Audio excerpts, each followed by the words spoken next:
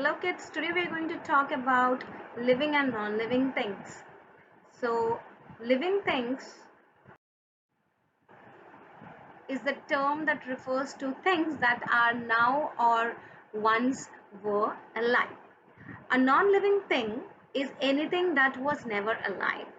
In order for something to be classified as living, it must grow and develop, use energy, reproduce, be made of cells, respond to its environment, and adapt it as well.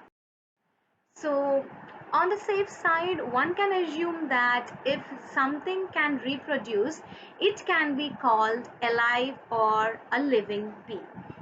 So I'll give you a few examples like birds, insects, animals, trees, human beings are few examples of living things as they have the same characteristic features like eating, breathing, reproduction, growth and development, etc.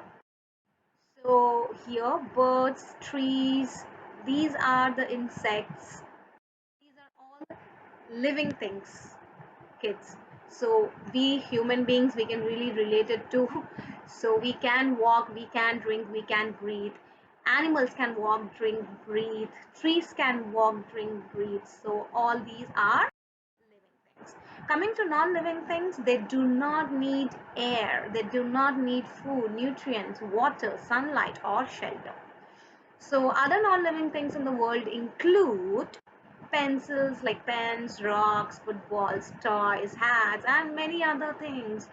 You know, you can just look around and you will find different living things as well as non-living things around you.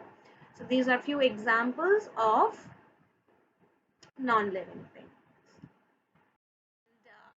Yeah, here are a few more examples with images for you like umbrella, scissors, box, kite, newspaper, rope, or your choice maybe, and whatever electronics you have at your house, like particularly if you are seeing this video on your laptop, phone, or tablet, and refrigerators, TV, televisions, home, all these are non-living. Now, if you wanted to know the difference between living and non-living things, these are few differences that I could gather for you. So, living things are made up of living cells.